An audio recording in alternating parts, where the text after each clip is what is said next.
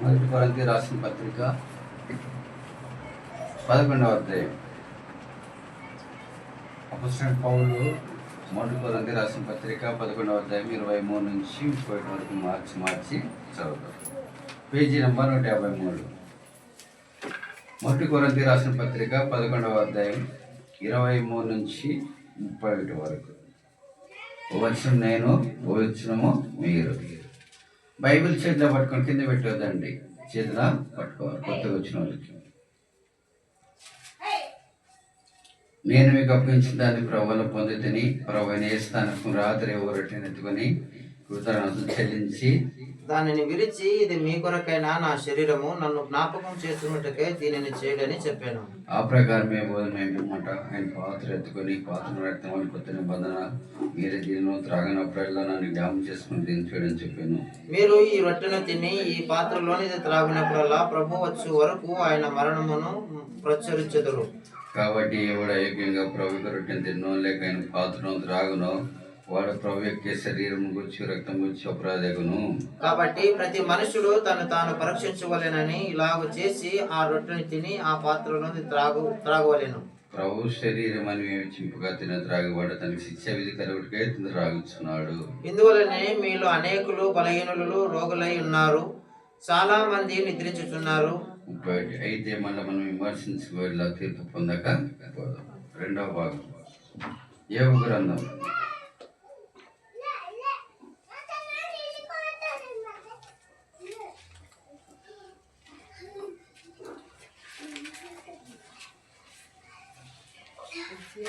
ఎనిమిదవ అధ్యాయం.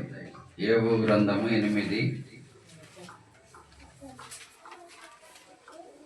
7వ వచనం. Page number 426. యోబు గ్రంథము 8వ అధ్యాయం 7వ వచనం కలిసి చదువుతాం. అప్పుడు నీ స్థితి మొదట కొద్దిగా ఉండి నన్ను తుదకును మహాభివృద్ధి పొందదు. ప్రార్థన చేస్తాం. పరిశుద్ధమైన తండ్రిని బంగారు పాదాలు కొనమలు ఏ నెల కాపాడి 8వ మాసం మడి ప్రవది నాన్న తొలిమామిలో కృపా ప్రార్థన మందిరంలో మరుదే కాలాన్ని ఆరాధించడానికి మీరు కృపాంతరికే శుద్ధిస్తూ కనపరుస్తున్నాను. ప్రభా పాటల ద్వారా మీరు మైం పొంది ప్రోత్సహపరిచిన గుణములు ఆరాధన వర్తమానంలో మీరు ఎలాంటి స్థలంలో ఉన్నారని ఎరిగిన వారమై ఆరాధించగలడానికి మీ కృపను మాకు అనుగ్రహిస్తూ వచ్చిన నమ్ములు తిరిగి ప్రభువా నీ శరీరంలో పాల్గొనడానికి కృపందరికీ శుద్ధిస్తూ కనపరుస్తున్నాం.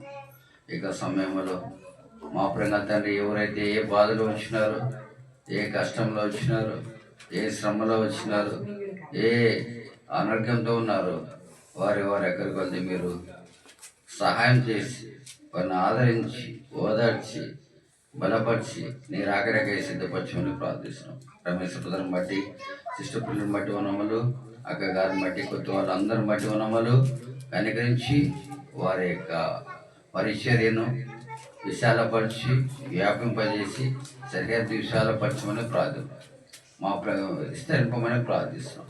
ప్రభుత్వం బట్టి వస్తున్న ఉన్నాలు నీ దాసుని ఇచ్చిన ఆసక్తితో ఉన్నాము. నీ దాసుని ఆత్మీయ జీవితంలో మెట్టుకు మా ప్రేమ తండ్రి యేసు అంతకంతకు వదిలినట్లు సాయించి గోవిందరాజు కుటుంబాన్ని, అక్కను, పాపను బట్టి ఉన్నములు వారి విషయంలో కూడా మీరు సాయం చేయండి.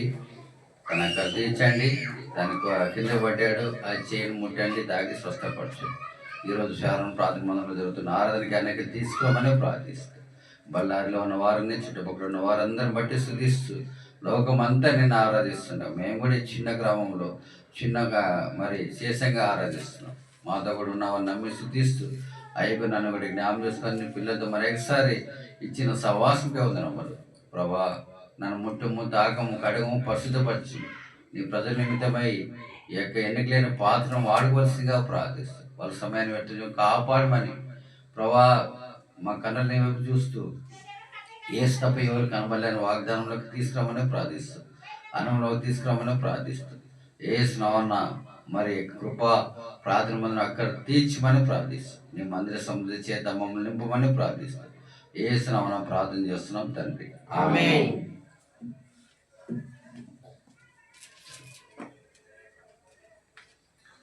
మన చదివిన భాగములో ప్రభువు యొక్క శరీరము రక్తం గురించి కొన్ని మాటలు చూసుకుని రెండవ భాగానికి వెళ్దాం. 25వ వచనంలో ఆ ప్రకారమే భోజనమైన పిమ్మట భోజనము. ఈరోజు మనం ఏందన్నా నేర్చుకోవాలా, ఇది ఏ భోజనం. అందుకే ఈ భోజనం పేరు 3 ఉన్నాయి. యోహాను సువార్త 6వ అధ్యాయం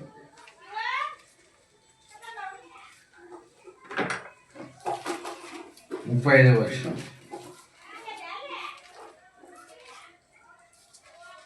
6:35 చదవండి. అందుకు యేసు వారితో ఇట్లనెను, జీవాహారము నేనే. చాలు. ఈ భోజనం ఎలాంటిది? జీవాహారం. మనం ఇంతవరకు తీసుకున్న ఆహారం ఏంటంటే జీవము, ఆహారం ఆయనే. రెండవది చదవమండి, 32. అదే సువార్త. కాబట్టి యేసు పరలోకము నుండి వచ్చు ఆహారము మోసే మీకు ఇయ్యలేదు, నా తండ్రి అయి పరలోకము నుండి వచ్చు నిజమైన ఆహారము మీకు ఏంటి? నిజమైన ఆహారం. మొట్టమొదటి జీవాహారం, రెండవది నిజమైన ఆహారం. తర్వాత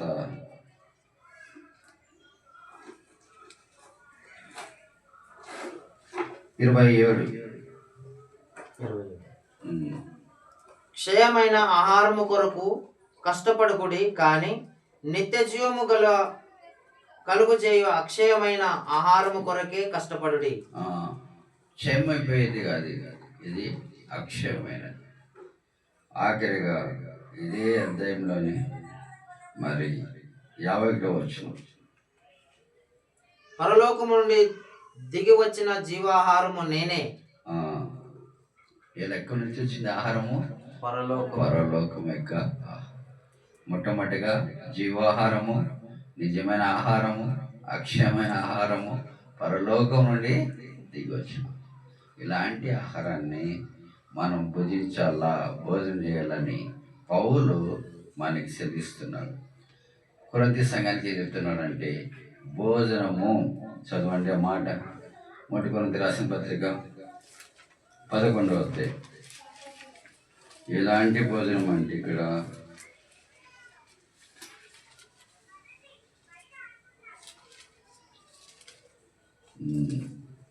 25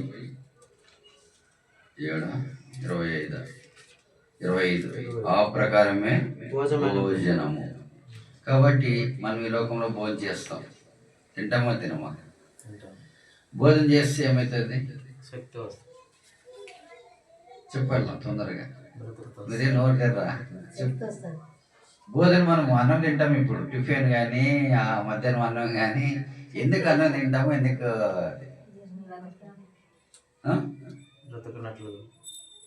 ఉదయాన్నే టిఫిన్ తింటాం? ఎందుకు? పని చేసే శక్తి కావాలి.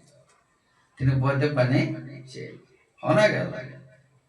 మళ్ళీ మధ్యాహ్నం ఎందుకు తింటాం? పని చేసిన దానికి అన్నం తింటాం. మరి రాత్రి ఎందుకు తింటాం? మన శక్తి రావాలని తింటాం.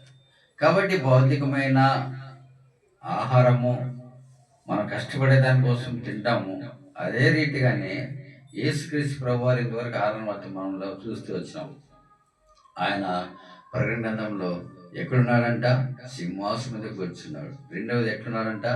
సూర్యకాంతి పద్మంలో పోలిన వాడిగా ఉన్నాడు. తర్వాత ఇంద్రధనుస్సు మేఘములో మెరుచున్న వెలుగు ప్రకాశం వల్ల ఉన్నాడు.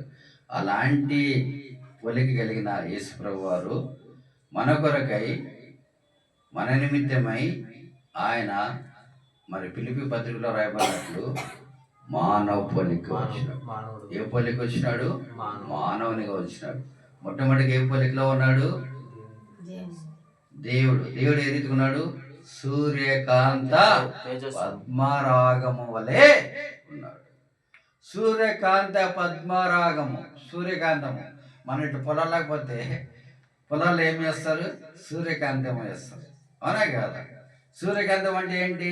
సూర్యుడు ఎట్లా పోతే అట్లా తిరుగుతుంది.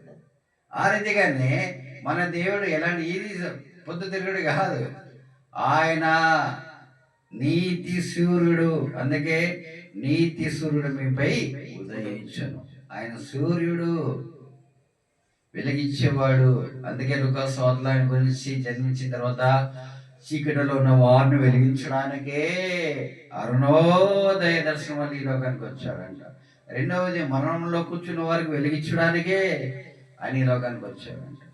కాబట్టి మన మధ్యలో ఉన్న శరీర రక్తం మనకి ఏం తెలియజేస్తుందంటే, ఆయన మన కొరకై ఆయన పరలోకం నుండి దిగి వచ్చిన ఆహారము, జీవాహారము, నిజమైన ఆహారము, తర్వాత అక్షయమైన ఆహారం. ఈ ఆహారం ఇవ్వడానికే ఆయన ఈ లోకానికి వచ్చింది. అందుకే సమరస్థితి అంటాడు, అమ్మ నేను ఇచ్చిన నీళ్ళు తాగితే ఎప్పుడు నువ్వు దప్పిగా. ఈ రోజులో మనం నీళ్ళు తాగుతాం. నేను ఇప్పటి వరకు నీళ్ళు తాగినా మళ్ళీ దప్పిగా అయితే మళ్ళీ తాగుతా. అన్నం కూడా అంతే, తిన్న వెంటనే మధ్యాహ్నం తిన. ఇది తింటే, ఈ ఆహారం భుజిస్తే, ఈ భోజనం చేస్తే మనం ఎప్పుడు నిత్య జీవం కలిగిన వారుగా ఉంటాం. యోహాను సువార్త 6వ అధ్యాయంలో చదువుదామండి.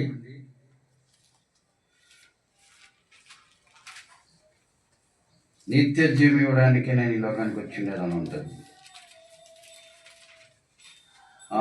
33వ వచనం, లోకమునకు జీవం ఇచ్చున్నది. ఈ భోజనం ఎలాంటిది? లోకానికి, లోకంలో ఉన్న వారికి, మనందరికీ ఏమిస్తుందంట? జీవము, జీవం గల జీవాహారము. ఎంత గొప్ప సంగతి! లోకంలో ఉన్న వారికి ఇది లేదు. మనకేంటంటే ఇది ఆహారం ఎలాంటిదంటే, ఈ భోజనం ఎలాంటిదంటే జీవమునిచ్చేది, నిత్య జీవం ఇచ్చేది, ఎటర్నల్ లైఫ్ అంటారు. కన్నడలో ఏమంటారు తెలియదు, కానీ కన్నడ బైబుల్ ఉన్నాయా ఎవరికన్నా? ఎవరికి లేవు. చెప్పేది ఏంటంటే, మనకి దేవుడిచ్చిన గొప్ప ఆధిక్యత ఏంటంటే, ఆయన శరీరము, ఆయన రక్తంలో పాల్పొందే దాన్నే తీసుకు వచ్చినాడు. ఆయన శరీరం, ఆయన రక్తం ఎలాంటిదంటే నిత్య జీవం, ఎల్లప్పుడూ జీవిస్తాం. ఒకవేళ చనిపోవచ్చు, నేను చెప్పేది మీ గురించి, నేను చనిపోతే మట్టి కలిసిపోతుంది. అయితే ఆ రోజు నాకు ఆత్మ ఊదుతూ వచ్చిన ఆ యొక్క సర్వశక్తుడు యోగనట్ల తల్లి గర్భంలో ఉన్నప్పుడే ఆయన జీవాన్ని ఏం చేస్తూ వచ్చినాడు? ఊసిన. ఆ జీవము తిరిగి ఎప్పుడైతే ఈ యొక్క జీవాహారంలో మనము భోజనం చేస్తామో నిరంతరం మనము జీవిస్తాం. చనిపోతాము, చనిపోక ఎవరు లేరు. మరణం అనేది రావాల్సిందే. ఎందుకంటే ఆది కాండంలో ఆదాము అవ్వ వాళ్ళు దేవుని మాట వినకపోవడం ద్వారా మరణము వచ్చింది. ఆ మరణంలో మనం అందరం మానవులకి లోకం చనిపోవాల్సిందే. అయితే ఎప్పుడైతే ఆయన ఊదినాడో జీవాత్మ, అది నిరంతరము ఎట్లుంటుందంట? జీవిస్తుంది. కాబట్టి మనము భోజనం చేసిన ఈ భోజనం ఎలాంటిదంటే జీవాహారం. రెండవది నిజమైన ఆహారం. మూడవది పరలోకం నుండి దిగొచ్చు. నాలుగవది క్షయమైనది కాదు, మన భౌతికంగా తిన్నది, అక్షయమైన ఆహారంలో. ఇలాంటి భోజనం ఎవరికి ఉంటారప్ప అంటే అధికారులకు ఉన్నది, మరి పెద్దలకు ఉన్నది. ఎవరికి ఉందండి ఇది? మనల్ని. ఎవరైతే ఏసు రక్తంతో కడగొడతారో, ఎవరైతే ఏసినందు విశ్వాసం ఇస్తారో అలాంటి వారి యొక్క భోజనంలో పాలు పొందే ధన్యత దేవుడు నీకు నాకు అనుగ్రహించిన. ఎంత గొప్ప సంగతి! ఒకవేళ నీకు నాకు అధికారం లేకపోవచ్చు, డబ్బు లేకపోవచ్చు, ఇల్లు లేకపోవచ్చు, బట్ట లేకపోవచ్చు, ఏం లేకపోయినా మరి సరే ఈ లోకంలో. అందుకంటాడు కదా ఫిలిప్పీ పత్రికలో, ఆయన ఈ లోకానికి రిక్తుడు అంటే ఏంటి? ఏమి లేనివాడుగా వచ్చిన. ఏమి లేనివాడుగా వచ్చిన శరీరంలో నువ్వు నేను తింటున్నాం. ఎంత గొప్ప సంగతి! నీకు నాకు సింహాసనం ఇవ్వడానికే ఆయన సింహాసనం వదిలినాడు. ప్రకటన 3వ అధ్యాయంలో చూస్తూ వచ్చినాం. అలాంటి సింహాసనము నువ్వు నేను, ఈ కుర్చీలు కాదు, ఆ సింహాసనాలు. రేపొద్దున పిల్లలు అయితే అనుకోండి, ఎవరి పిల్లలు అయితే మంచి చీరలు చేస్తారు కదా, అలంకరింపబడినా అవి కాదు. నీ కొరకు నా కొరకు అలంకరింపబడిన సింహాసనం ఆయన సిద్ధపరుస్తూ వచ్చినాడు. ఎంత గొప్ప దేవుడు! మనం కూడా ఆయనతో కూడా కూర్చుంటాం. ఈరోజు ఎవరైనా మనకి ఈ ఊరికి నాయకులు వచ్చినారనుకో, వాళ్ళతో పాటు మనకి ఏం చేస్తారు? చేయలేస్తారు. ఆ రీతిగానే పరలోకంలో కూడా ఎవరైతే ఆయన విశ్వాసం ఇస్తారో, ఆయన శరీరంలో పాల్గొంటారో అలాంటి వారిని కూడా ఏం చేస్తారంట? ఆ సింహాసనం దగ్గర నీవు నేను కూర్చునే పెడతాడు ఆయన. ఆ కూర్చునే పెట్టడానికే యోహాను సువార్త 17 అంటాడు, తండ్రి నువ్వు నేను ఏకమైన లాగా వారు కూడా మనతో కూడా ఉండాలి. ఆయన ఆశ ఏంటంటే మనము ఆయనతో కూడా ఉండాలి, సహవాసం కలిగి ఉండాలి. ఆ రోజు సహవాసాన్ని వదిలిపెట్టినాం. ఎట్లా వదిలిపెట్టినామంటే ఆయన మాట వినలేదు. తిరిగి మా సహవాసంలో కలపడానికే తన కుమారుడైన యేసుక్రీస్తు ప్రభువు ఈ లోకానికి రిక్తుడుగా ఏం లేనివాడుగా వచ్చాడు. ఇక్కడ చూడండి, అక్కడ చూడొద్దండి. వాళ్ళు ఎప్పుడు ఉంటారు? చెప్పేది ఏమంటే మన జీవితంలో అనేక సార్లు మనం ఇలాంటి సత్యాన్ని ఎరగక అనేక సార్లు మనం ఏం చేస్తాము చెప్పండి? ఏం చేస్తాం? దిగులుతూ ఉంటాం.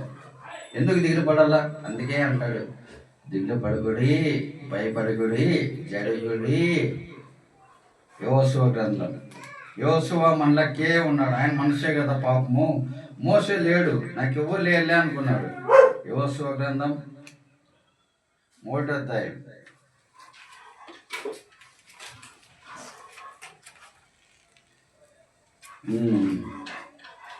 7వ వచనం చదవండి. 9వ వచనం చదవండి. నేను నీకు ఆజ్ఞాపించున్నాను కదా, నిప్పురం కలిగి ధైర్యంగా ఉండము, దిగులు పడకము, జడేకము. నీవు నడుచు మార్గము అంతట్లో నీ దేవుడైన యెహోవా. ఎవరు తోడుగా ఉంటారు? మనుషులే కాదు. మనుషులు ఎంతసేపు ఉంటారు చెప్పండి? మనుషులు ఎంతసేపు? రమేష్ అన్నయ్య అనుకుంటారు, ఎంతసేపు ఉంటారు? ఫోన్ వస్తే వెళ్ళిపోవాలి. దేవుడు నిరంతరం నీతోనే ఉంటాడు. ఆయన మనతో ఉండాలని లోకానికి వచ్చాడు. మనతో సహవాసం చేయాలని తన రక్తాన్ని దారిపోసాడు. మనతో సహవాసం చేయాలని శరీరాన్ని, మళ్ళీ గాయపరిచిన శరీరం, ఉమ్మ వేసిన శరీరం, తిరస్కరింపబడిన శరీరం, తర్వాత ముళ్ళ కిరీటం కొట్టించుకున్న శరీరం, మన కొరకై చూడనొల్లను పడిన శరీరాన్ని నీ కొరకు, నా కొరకు, మనందరి కొరకు రూపం కోల్పోతూ వచ్చిన శరీరం, సొగసైన స్వరూపమైన లేదు. మన ప్రకటన గ్రంథంలో చూస్తూ వచ్చినాం. ఆయన పద్మరాగం, సూర్యకాంత పద్మరాగం పోలిన అలాంటిది మరి మహిమలో ఉన్న దేవుడు పాపినైనా మనల్ని ప్రేమించి మనతో ఉండడానికి, మనం ఎట్లుంటే ఆ రీతిగా ఉండడానికి, మనకి అన్నీ ఉన్నాయి, ఆయనకి ఏమి లేదు. ఆయనకి స్థలమే, పుట్టినప్పుడు స్థలం లేదు, పెరిగినప్పుడు స్థలం లేదు, చనిపోయినప్పుడు కూడా ఎక్కడ స్థలమే లేదు. అయితే మనకి ఇల్లున్నాయి, స్థలాలు ఉన్నాయి, అన్నీ ఉన్నాయి. ఇవన్నీ అందుకే అంటాడు యోహాను సువార్త 14, మీకు స్థలము సిద్ధపరచు, మీ హృదయము కలవర పడని. అనేక సార్లు మనం కలవర పడుతుంటాం, అనేక సార్లు భయపడతా ఉంటాం, అనేక సార్లు దిగులుతూ ఉంటాం. అయితే దిగులు పడొద్దు, కలవర పడొద్దు, భయపడొద్దు. నేను మీకు స్థలాలు, ఈ స్థలము విడిచిపెట్టాల్సిందే. ఈ స్థలం మా ఆయనకి ఇప్పుడు నేను ఉన్నాను అనుకోండి, నా ఆయనకి ఏమన్నా వస్తుందా?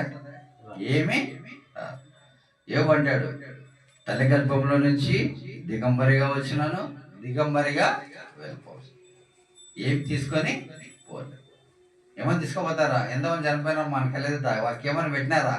ఏం ఉంచు, అన్నీ తీసుకుంటారు. ఉంగరం ఉంటే ఉంగరం తీసుకుంటారు, ముఖ్యమో ఏడ్చరు, కానీ ఉండేది తీసుకుంటారు. ఏమున్నాయా చెక్ చేస్తారు, అవి తర్వాత అని ఏడుస్తారు. అయితే నీకు నాకు గొప్ప నిరీక్షణ ఏంటంటే, వెళ్ళి మట్లకు పోల్సిందే.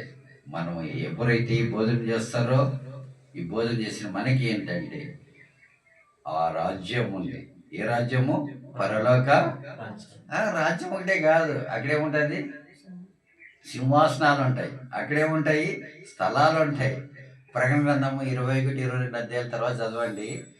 నీ కొరకయ్యాడు ఆ ప్రశస్తమైన రత్నములతో, ఇట్లా మట్టితో కాదు, ఇట్లా మీ ఊరో ఇంతమంది వచ్చిన వర్షం వస్తుంటే ఏది వాసన, సెంట వాసన, ఈ వాసన కాదు. ఆడ దేవుని యొక్క రాజ్యములో బంగారం వీధులు, ఇట్లాంటి మట్టి కాదు, ఇట్లాంటి బుడిది కాదు, ఇలాంటి రొచ్చు కాదు. అయితే ఆ రాజ్యంలో నువ్వు నేను ఉండాలని, ఆ సింహాసనం నీకు నాకు ఇవ్వడానికి, ఆ స్థలంలో నువ్వు నేను ఉండాలని, ఆయనతో కూడా ఉండాలని, మన కొరకై తన శరీరాన్ని, తన రక్తాన్ని మనము భుజించాలని భోజనంగా ఈ లోకానికి మానవుడిగా వచ్చి శిలువ మరణం తగ్గించుకున్నంతగా ఆయన ఏం లేనివాడుగా, రిక్తుడుగా, దాసుడుగా. అంటే దాసుడు అంటే ఏంటి? పనివాళ్ళు. మనల్ని పని ఉంటారు కదా, మన ఇంట్లో పని చేసేవాళ్ళు. ఆ రీతిగా పనివానిగా ఈ లోకానికి. ఎందుకంటే ఇవన్నీ ఎందుకు చేశాడంటే నిన్ను నన్ను ప్రేమించినాడు. ఎంత ప్రేమించినాడు? ప్రాణం పెట్టినాడు. ఎవరు పెట్టలేదు. తల్లి పెట్టలే, తండ్రి పెట్టలే, అన్న పెట్టలే, అన్నదమ్ములు పెట్టలే, భార్య పెట్టలే, భర్త పెట్టలే, ఎవరు పెట్టలే. ఒకడు పెట్టాడు. ఆయనే దేవుడు. ఆ రోజు మానవుడు దేవుడు దూరం అయిపోయినాడు. తిరిగి ఆ మానవుని దేవుని దగ్గర తీసుకురావడానికి తన కుమారుడిని యేసుక్రీస్తు ప్రభువారిని లోకానికి పంపించి ఆయన శరీర రక్తంలో నువ్వు నేను భోజనం చేయాలని మన కొరకై సదృశ్యమని శరీరాన్ని మూసుకొచ్చు. నువ్వు ఎంత నేనంత ధన్యులం. కాబట్టి నువ్వు నేను ధన్యులు. కాబట్టి ఈ లోకంలో నీకేం లేకపోయినా దిగులు పడొద్దు. యెహోషువలో అన్నాడు కదా, నిబ్బరం కలిగి ధైర్యంగా ఉండు, దిగులు పడకము, జడియకము, నువ్వు నా నడుచు మార్గం అంతట్లో నేను తోడాలి. అది ఇక శరీరక్తంగా వచ్చి రెండవది చదువుతూ వచ్చినాం. యోబు గ్రంథం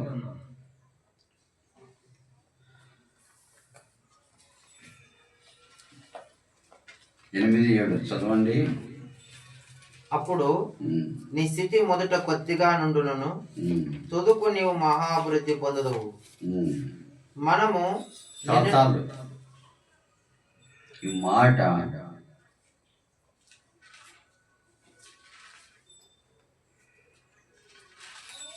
యోబు తన స్నేహితుడు చెప్పిన మాట. నీ స్థితి కొద్దిగా ఉండినను నువ్వు మహాభివృద్ధిలోనికి వస్తావు. ఈ యొక్క ఉదయకాలంలో కూడా కూర్చున్న వాళ్ళారా, మన స్థితి మొదట కొద్దిగా ఉండొచ్చు, కానీ అయితే దేవుడు చెప్పే మాట ఏంటంటే తుదకు ఏం చేస్తాడు? మనల్ని అభివృద్ధి కాదు, మహా అభివృద్ధి. అలాంటి అభివృద్ధిలోకి తీసుకురావాలని దేవుడు కోరుతా ఉన్నాడు, నిన్ను నన్ను ఆశిస్తూ ఉన్నాడు. ఎందుకంటే మొదటి కొద్దిగా ఉండొచ్చు చూడండి తప్ప, వీళ్ళు చాలా పేదవాళ్ళు అనుకోవచ్చు. దేవుడు ఏమైనా చేస్తాడు, కథ మొత్తము ఆయన ఏమైనా స్థిరపరచువాడా, ఘనపరచువాడా.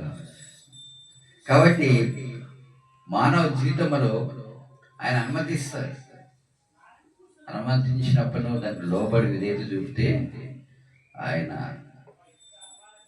ఉన్న స్థానాన్ని తీసుకుని వస్తాడు. అబ్రాహాము జీవితాన్ని గమనిస్తే మొట్టమొదటిగా అబ్రాహాము ఏం లేని వాడిగా వచ్చాడు.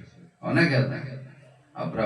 ఆదికాండం 12వ అధ్యాయంలో అబ్రాహాము లేచి నీ దేశం మొదటి బదలు వదిలి తల్లి విడిచిపెట్టమంటే వెంటనే విధేయత చూపి వచ్చినాడు. అబ్రాహాముని రెండవ నేను నిన్ను గొప్పగా చేస్తాను అన్నాడు.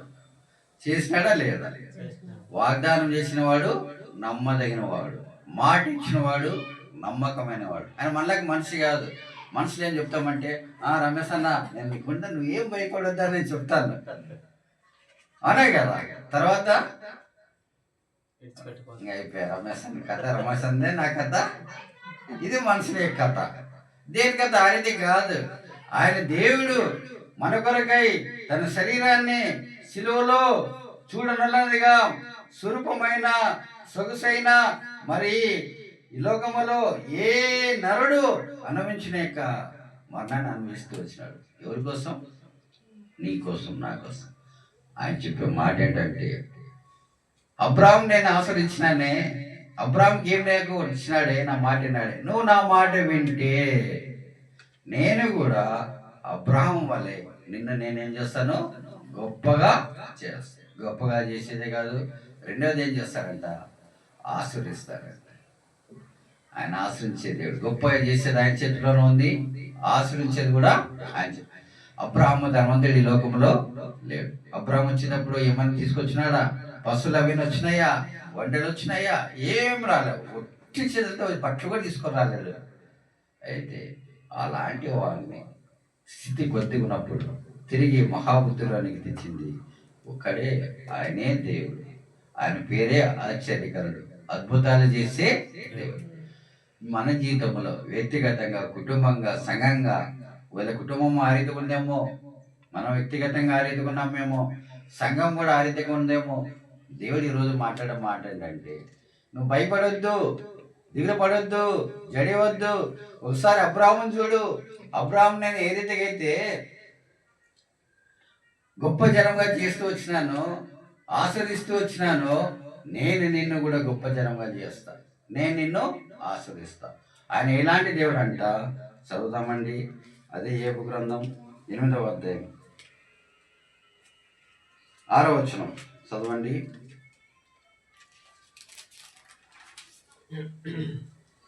నీవు పవిత్రుడువై యథార్థవంతుడువైన ఎడల నిశ్చయముగా ఆయన నీ యందు శ్రద్ధ నిలిపి. చాలు. మనం ఎట్లుండాలంట? పవిత్రులుగా ఉండాలి. ఆయన పవిత్రుడు, అందుకే పవిత్రమైన శరీరం, పరిశుద్ధమైన శరీరంలో పాలు. మనం ఎట్లుండాలా? పవిత్రులుగా ఉండాలి. రెండోది ఎట్లుండాలంట? యథార్థంగా ఉండాలి.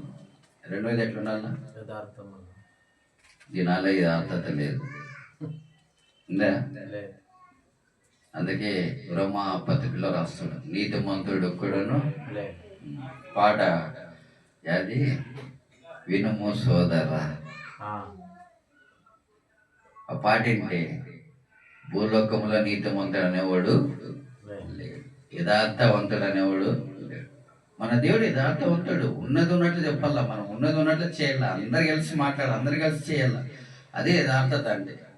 దినాల్లో యథార్థత లేదు. యథార్థత లేకపోతే దేవుడు ఎట్లా మనల్ని శ్రద్ధ వహిస్తాడు? ఇక్కడేమన్నా రాయబడింది, మన పైన శ్రద్ధ పెట్టాలంటే, మనం ఆశించబడాలంటే, మనం దీవించబడాలంటే అబ్రాహాము ఎట్లున్నాడంట? పవిత్రుడిగా ఉన్నాడు. అబ్రాహాము ఉన్నాడా లేదా? రెండోది ఎట్లున్నాడు? యథార్థంగా ఉన్నాడు. ఉన్నది ఉన్నట్లే మనం కూడా అబ్రాహాం వల్లే ఉండాలి. మనం యథార్థంగా ఉండాలి. ప్రాణమైనా సరే.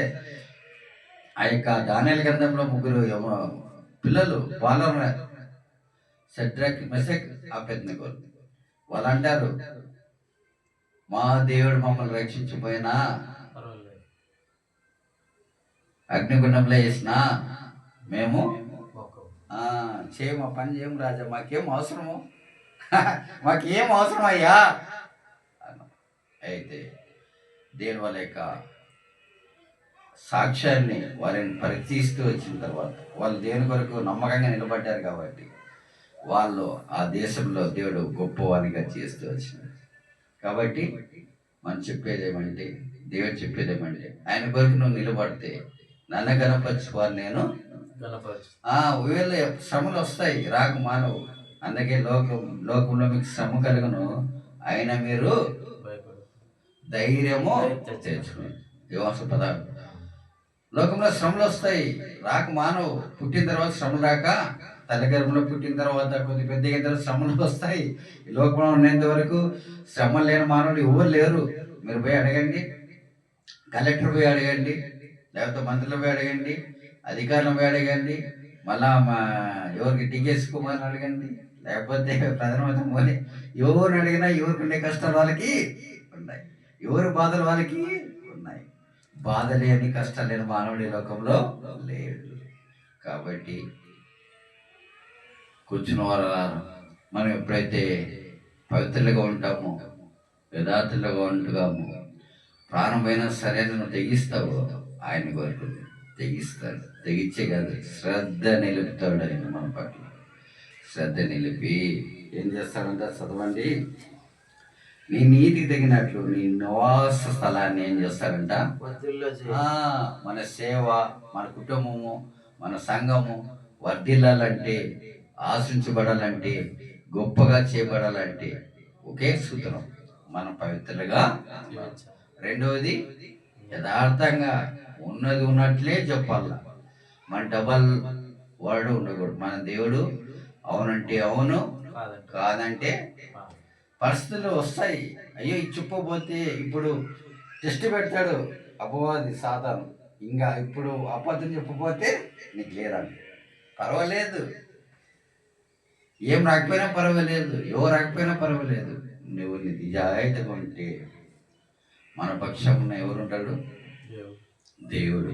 దేవుడు మన పక్షం ఉన్నాగా, విరోధి ఎవరు? మనసులో మన పక్షం కాదు. అనేకసారి మనసులో అనుకుంటాం, మనసులో నమ్మదగిన వారు, దేవుడు నమ్మదగిన వాడు మనం నమ్మదగిన వారము కాదు. నేను చెప్తున్నాను, రామేశ్వరం కష్టంలో నేను నమ్మదగిన వాడిని కాదు. ఎవరు నమ్మదగిన వాడు?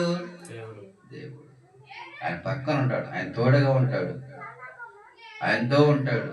నేను ఉండను, నేను చేయను. చెప్పడం ఈజీ, చెప్పడం ఈజీ, కానీ అది చేయడము చాలా కష్టం. అనేకసార్లు ఈ దినాల్లో మాటలు బాగా చెప్పిస్తారు వాళ్ళకి, వాటిని అక్కడికి వచ్చేటప్పుడు చేతుల్లోకి వచ్చేటప్పుడు ఏమైపోతుంది? చేయలేకపోతే. అది కదా క్రైస్తవం అంటే, చెప్పాలా చేయాలి, రెండు కలిగి, చెప్పడము చేయడం. అది దేవుని మనసు. ఆయన చెప్పినాడు, నేను మీతో కూడా ఉంటానన్నాడు. రెండవది చేసినాడు. ఏం చేసినాడు? తన ప్రాణాన్ని మనకు అర్పించాడు. అది ఆయన యొక్క, మనం ఆయన వల్లే ఉండాలి. నేను క్రీస్తు పోలి నడుచుకున్న ప్రకారము మీరు నన్ను పోలి ఉందే లేదా?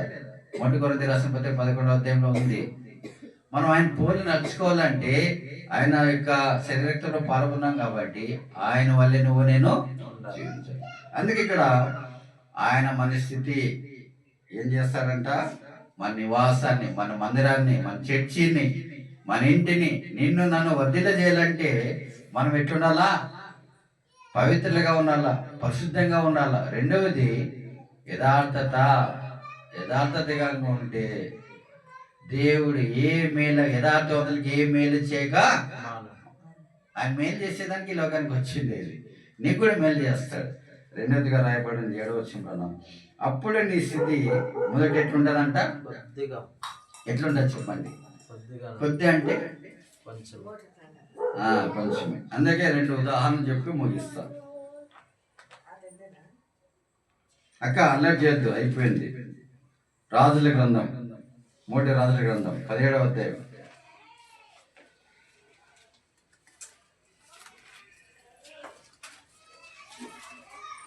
10వ వచనం చదవండి.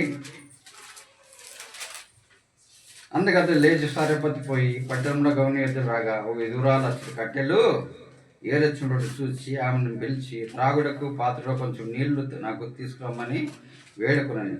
ఆమె నీళ్లు తేబోచుండగా ఆమె మరలా పిలిచి, నాకు ఒక రొట్టె ముక్కని నీ చేతులు తీసుకొని రమ్మని చెప్పాను. అందుకే ఆమె, నీ దేవుడైన యెహోవా జీవంతోడు తొట్టిలో ఎంత ఉందంట?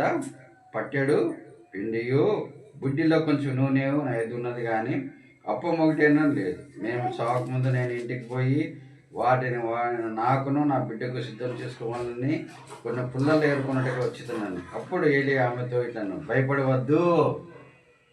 చూడండి, భయపడవద్దు. ఏం చేయాలంటే, పోయి నీవు చెప్పినట్లు చేయము. అయితే అంతలో నాకు చిన్న అప్పము మొదట చేసి నా ఎదురు తీసుకురమ్మని, తర్వాత నీకును నీ బిడ్డకు అప్పమును చేసుకున్నాము. భూమి మీద యెహోవా వర్షము కురిపించే వరకు ఆ తొట్టిలో ఉన్న పిండి తక్కువ కాదు, బుడ్డిలో నూనె అయిపోయి. ఇప్పుడు పరీక్ష, మనకు కూడా వర్షాలు రాలేదు, అవునా కదా? రాలేదు. ఇప్పుడు వస్తూ ఉంటే ఇక్కడ చూసిన ఎండాకాలం ఉన్నాడు. అసలు ఈ టయానికి మీ బళ్ళారి ప్రాంతంలో పచ్చగా ఉండాల, అవునా కదా? పైరు ఇంతెంత ఉంటుంది, సద్ద కానీ, మొక్కజొన్న కానీ, తర్వాత వచ్చేసి వరి కానీ. ఎక్కడ చూసినా అప్ప ఏం పచ్చి. నేను అప్పుడు అనుకునేవాడిని, ఏం పచ్చి, దేవుడు ఎంత పచ్చిగా. ఇప్పుడు ఎందుకండి భయ? వానలు ఎవరు ఇచ్చేది? మరి ఎందుకు లేదు? చెప్పండి, ఎందుకు లేదు వర్షము? ప్రశ్న, జవాబు రాయండి. వర్షం ఎందుకు లేదు? దేవుడు వర్షం ఎందుకు ఇయ్యడు?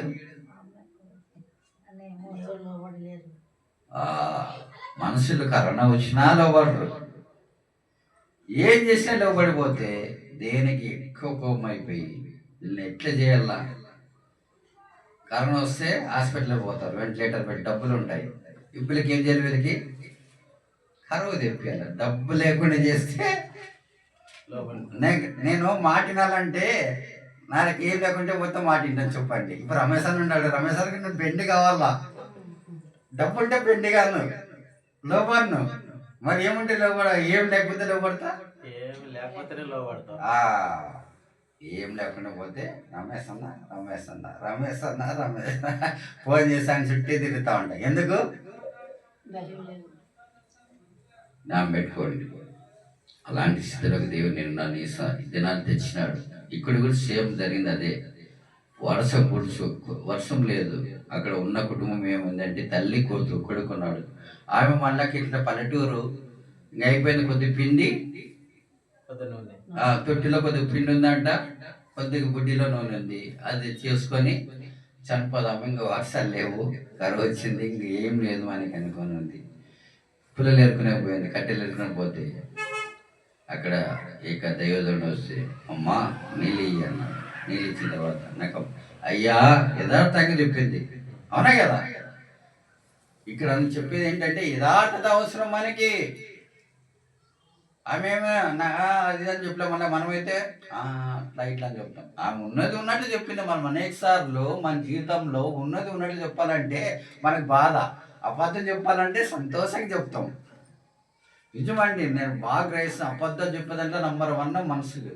అయితే దేవుడు కోరేదేమంటే ఇక్కడ విధురాలు ఏం చెప్పిందంటే, ఆ దైవజనులు వచ్చినప్పుడు అయ్యా తొట్టిలో ఎంత ఉందంట,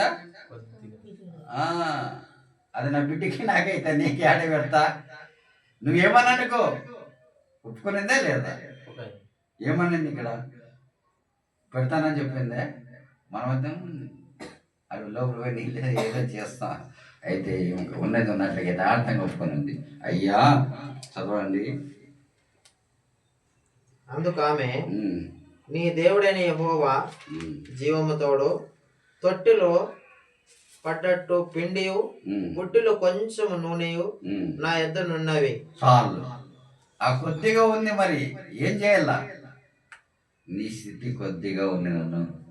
నువ్వు మహాభివృద్ధిలోకి రావాలంటే ఈమె వల్లే కొద్దిగా ఉంది. కూర్చున్న వాళ్ళారా, నీ ఇంట్లో కొద్దిగా ఉండొచ్చు, నీ కుటుంబం కొద్దిగా ఉండొచ్చు, నీ సంఘం కొద్దిగా ఉండొచ్చు. అయ్యో నాకు కొద్దిగా చిన్నది, చాలా ఉంది చిన్నది బ్రదర్, ఏం చేస్తావు బ్రదర్? అయితే దేవుడు గొప్పవాడు, ఆయన సర్వశక్తిమంతుడు, నాకు అసాధ్యమైనది ఏది లేదంటాడు. ఆయన సమస్తాన్ని. మా ఊర్లో మా ఫ్రెండ్ ఉండేవాడు, వాళ్ళ నాన్న వాళ్ళ చిన్నాన్న అందరు చనిపోయినారు. ఇంత చనిపోయారు తెలియదు. మరి అందరూ మగవాళ్ళు అంతా ఇంట్లో చనిపోయారు, సహోదరులు మిగిలారు, అబ్బాయి వాళ్ళ చెల్లెలు. దినాలు గడిచి కొద్ది దేవుడు ఎలాంటివి చేస్తారంటే, ఏమి లేని కుటుంబాన్ని, మగ సంతానం లేని కుటుంబాన్ని ఈ బిడ్డ ద్వారా ఈ దినాన్న వాళ్ళ ఇంట్లో గొప్పగా చేస్తూ వచ్చాడు. అసలు ఆశ్చర్యం. ఇప్పుడు ఆయన పెద్దవాడై పెళ్లి చేసుకున్నాడు, టీచర్ అమ్మని చేసుకున్నాడు, హెడ్ మాస్టర్. వాళ్ళ చెల్లెలు కూడా సేవకురాలు. చెప్పేది ఏమంటే మన దేవుడు ఏమైనా చేస్తాడు. అందరూ అనుకున్నారు అయిపోయి కుటుంబం అంతా అయిపోయినారు, మగవాళ్ళంతా అయిపోయినారు, నయమి కుటుంబం అది అయిపోయింది అనుకున్నారు. అయితే దేవుడు ఆరతి కాదు. ఆయన ఎట్లా చేస్తాడంటే కొద్ది నాన్నని ఆయన ఏం చేస్తాడంట, మహాబుద్ధిలోనికి చేస్తాడు.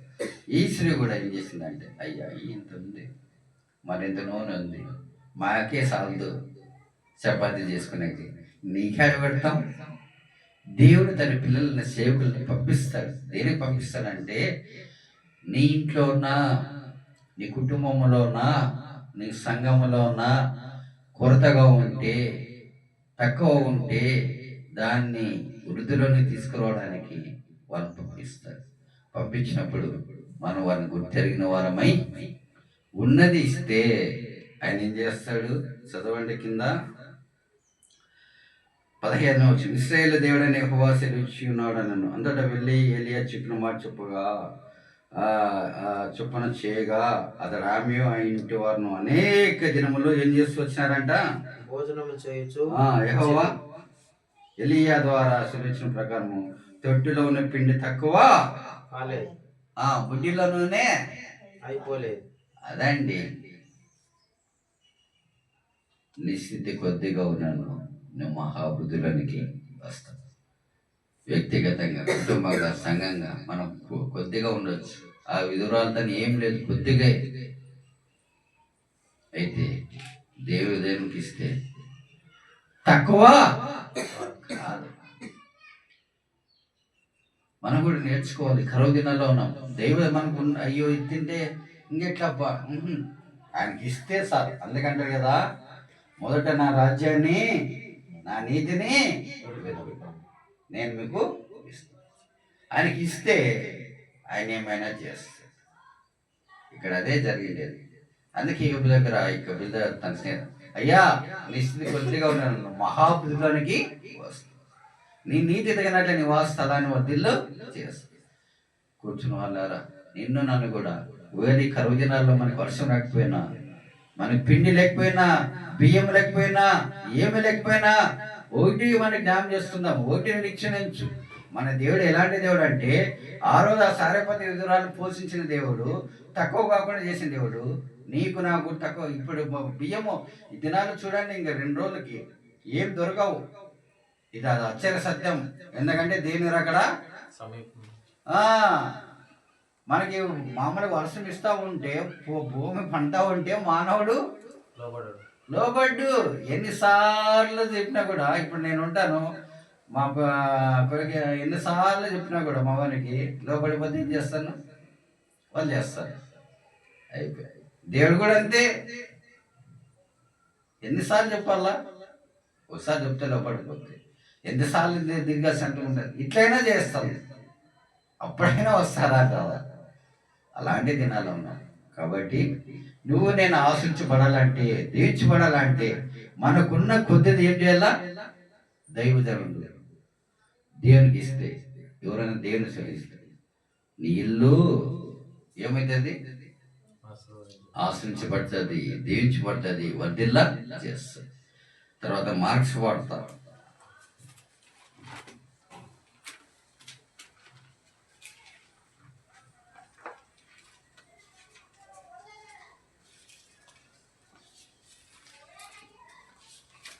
6వ అధ్యాయం.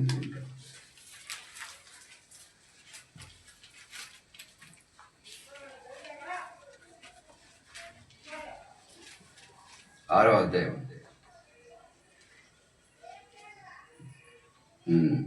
34. కనుక యేసు వచ్చి ఆ గొప్ప జనసం చూసి వారి కాపలని గొర్రెలు ఉన్నదను కనపడి వారు అనేక సంఖ్య బోధింపసాగాను.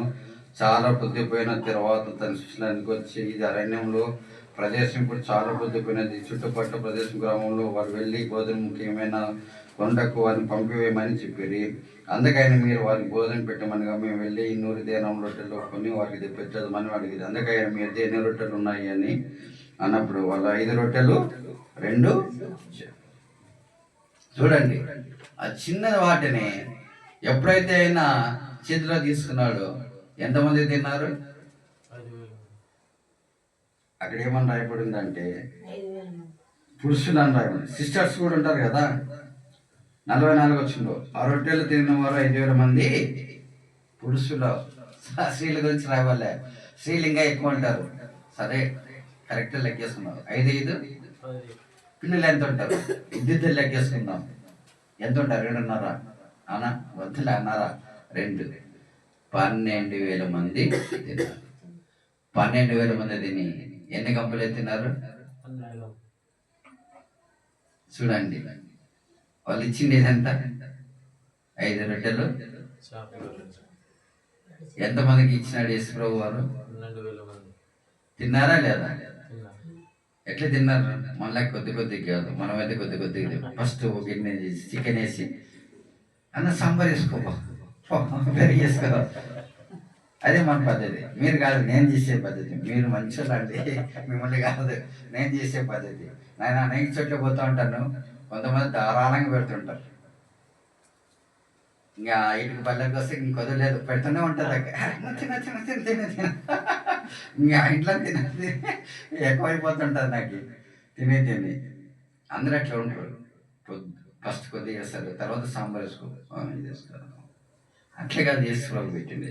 తృప్తిగా తిన్నారంట. రాయబడిన తర్వాత చదవండి. వాళ్ళు తిని తృప్తి పొంది, చదవండి 42వ వచనము. వారందరూ చదువు రమేష్ అన్న. వారందరూ తిని తృప్తి పొంది. తృప్తి ఎప్పుడు వస్తుంది మానవునికి? కడుపు నిండే తింటాడు. అబ్బా తిన్నారు రమేష్ అన్న, మీ ఇంట్లో టిఫిన్ బాగా కడుపు నిండి పెట్టా ఉంటాను. అట్లా యేసుప్రభు పెడితే ఆ 5 రొట్టెలు 2 చేపల్ని ఎంత ఇది 12 గంపలు. ఎన్ని గంపలు అంట? 12 గంపలు ఎత్తి. ఒక గంప మనలకు కాదు, అక్కడ పెద్ద పెద్ద గంపలు అంట ఇస్రాయల్ దేశం. అన్ని గంపలు ఎత్తినారు. ఇదే మాట ఇంకో దగ్గర రాయబడింది. ఒక చిన్నవాడు ఇస్తే ఆ ఇంటికి ఎన్ని గంపలు పోయినాయంట? 12. ఆయన తెచ్చినదే కొద్దిగా చిన్నపిల్లడని. చిన్నపిల్లలు ఉంటారు, ఎంత పంపిస్తారు? ఇప్పుడు చిన్నపిల్లలు ఉంటే ఎంతమంది పంపిస్తాం? క్యారియర్ అంత పంపిస్తే అది తెచ్చి ఈశ్వరావుకి ఇస్తే ఆ ఇంటికి ఎన్ని పోయినాయంట? చూడు ఎంత గొప్ప దేవుడు, మళ్ళీ ఆశ్చర్య. కాబట్టి ముగిస్తున్నా, మనము కుటుంబంగా మనకి తక్కువ ఉన్నా 5 రొట్టెలు 2 చేపలు అంత ఉన్నా యేసుప్రభు చేతిలో పెడితే ఎంత ఇస్తాడు? తృప్తి పొంది సమృద్ధిగా ఇస్తాడు. ఈ కరువు దినాల్లో మనకున్న దానికి ఇస్తే, ఆయన చిత్తలో పెడితే, ప్రభా ఇదే నాకు ఉండేది, నీకు తెలుసు నా ఇంట్లో ఏముండేది, అది నీది. ఎప్పుడైతే నువ్వు ఆయనకి యథార్థంగా నీతిగా ఒప్పుకుంటావో ఆయన ఏం చేస్తాడంటే తృప్తిపరిచే దేవుడు. చుట్టూ కరువు వచ్చినా కూడా, ఇది మీ ఊరంతా కరువు వచ్చి తల్లాడిపోతున్నా కూడా నీ ఇంట్లో ఏమీ తక్కువ. సత్యం.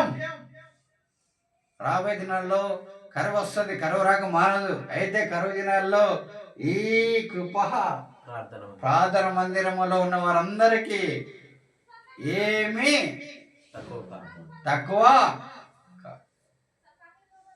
తొట్టిలో పిండి ఉంటుంది, బుడ్డిలో నూనె. అలాంటి దేవుడు నీ స్థితి కొద్దిగా ఉన్న మహాభివృద్ధిలోనికి వస్తాడు. జనాలు కూడా చేస్తాడు. ఆయనకు అసాధ్యమైనది ఏది లేదు. ఆయన ఏమైనా ఆయన కథ మొత్తాన్ని అయ్యో ఒకప్పుడు ఏం లేదే, మరి ఇట్లా అయిపోయినాడు. మా ఊర్లో కూడా అట్లే చాలా మంది ఫస్ట్ నేను చిన్నకున్నప్పుడు వాళ్ళు ఎంతో ధనికులు, వాళ్ళు పేదలు అయిపోయినారు. ఏం లేని వాళ్ళు చెప్పండి, ధనవంతులైన. అది ఎవరు చేస్తారు? ఎవరు చేస్తారు? మనుషులు చేస్తారా? అందుకే దేవుడు ఆ బ్రదర్తో మాట్లాడి కథ మొత్తాన్ని మార్చిన. ఏమైనా ఈరోజు టోటల్గా ఎక్కడెక్కడ ఉన్నారో ఆ పాట పాడక ఎందుకు మానరు? ఎందుకు ఆ పాట అంత హిట్ అయిపోయింది? ఒకప్పుడు ఎవరు లేరు, పట్టించుకునే నాదే లేడు. అయ్యో అని ఎవరు లేరే. అయ్యో ఆయన వస్తూ ఉంటే దూరం జరిగిన వాళ్ళు ఉన్నారే.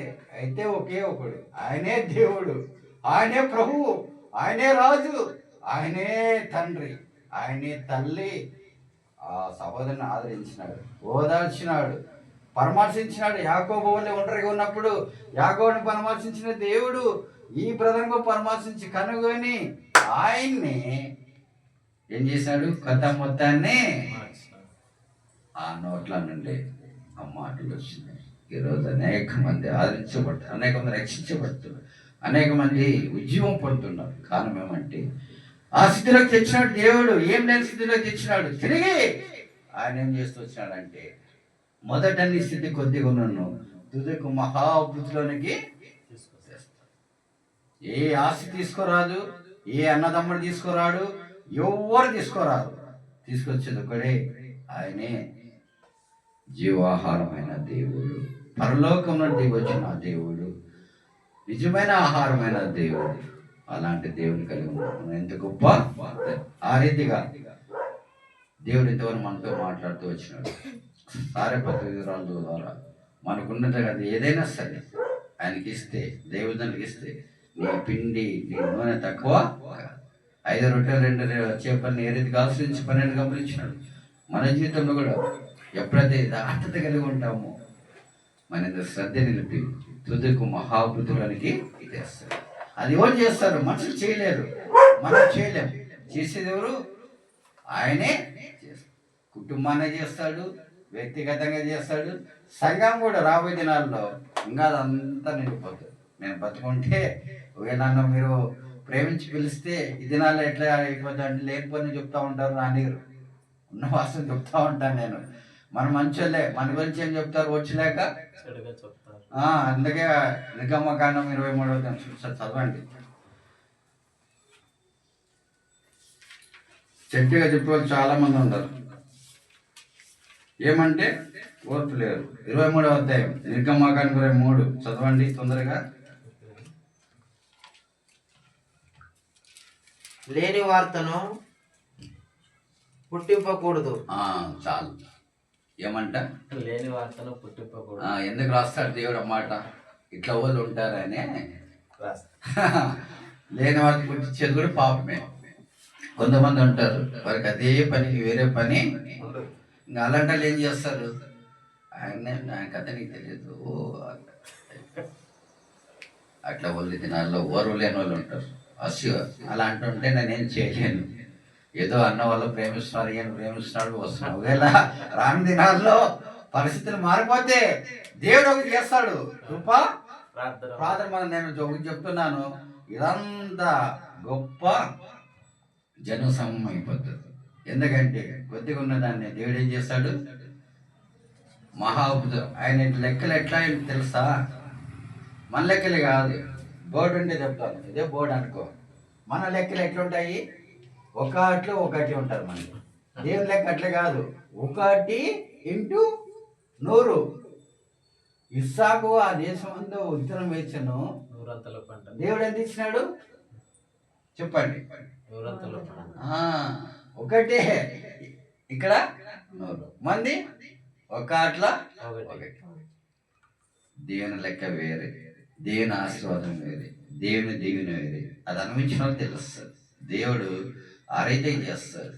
మనిషి ఒక ద్వారం మూస్తే దేవుడు ఇంకో ద్వారము తెలుస్తుంది. దేవుడు ఏమైనా చేయగలడు. కథ మొత్తము కొన్ని చోట్ల అట్లే పోలేకపోతున్నా. చెప్పేదేమంటే పరిస్థితులు అట్లా వస్తాయి. దినాలు అలాంటి దినాల్లో ఉన్న మనుషులు చుట్టూ వచ్చినాయి కదా. మనుషులు ఎలాంటి వారు చెప్పండి? నమ్మదగిన వారు. మనతోనే ఉంటారు, మన కీడు చేస్తారు. మనతోనే ఉంటారు, మన గురించి చెడ్డగా చెప్తారు. అలాంటి దినాల్లో ఉన్నాం కాబట్టి ఈరోజు దేవుడు నాతో చెప్పుకున్న మాట ఏంటంటే, దేవుడే చెప్తున్నాడు, ఈ నివాస స్థలాన్ని, ఈ మందిరాన్ని ఏం చేస్తారంట? వర్ధిల్ల చేస్తారు, మహాభివృద్ధిలోనికి చేస్తారు.